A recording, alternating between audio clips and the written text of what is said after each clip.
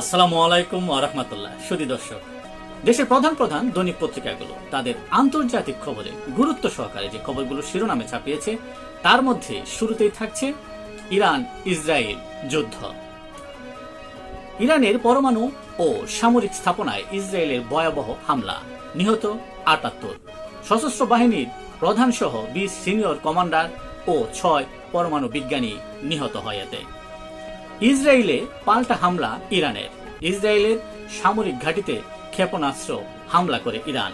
একই সাথে বিমান ঘাঁটিগুলোতেও ব্যালিস্টিক ক্ষেপণাস্ত্র হামলা চালিয়েছে ইরান।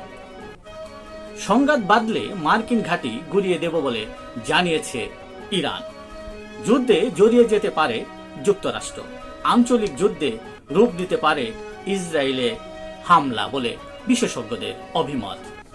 ধারণা করা হচ্ছে ইরান যুক্তরাষ্ট্র পারমাণবিক চুক্তি থামাতেই এই হামলা। পরমাণু চুক্তি না করলে আরো ভয়াবহ হামলার হুঁশিয়ারি মার্কিন প্রেসিডেন্ট ডোনাল্ড ট্রাম্পের। হামলার আগে ইরানে গোপন ড্রোন ঘাঁটি তৈরি করে মোসাদ। ইসরায়েলি গোয়েন্দা সূত্রে এ তথ্য জানিয়েছে। হামলার আগে ইরানের মধ্যে বেশ কয়েকটি গোপন অভিযান পরিচালনা করে ইসরায়েল।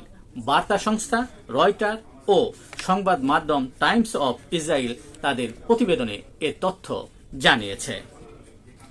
ভারতের আহমেদাবাদে বিমান দুর্ঘটনা, মরদেহ বুঝে নিতে রাতভর অপেক্ষা স্বজনদের।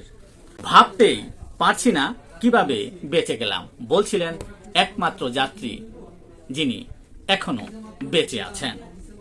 বিমানের ব্ল্যাক বক্স উদ্ধার, ঘটনাস্থলে উপস্থিত ভারতের প্রধানমন্ত্রী নরেন্দ্র মোদী। এই ছিল দেশের প্রধান প্রধান দৈনিক পত্রিকার শিরোনামে উঠে আসা শীর্ষ সংবাদ, যা নিয়ে এতক্ষণ আপনাদের মাঝে উপস্থিত ছিলাম। আশা করি আপনাদের ভালো লেগেছে।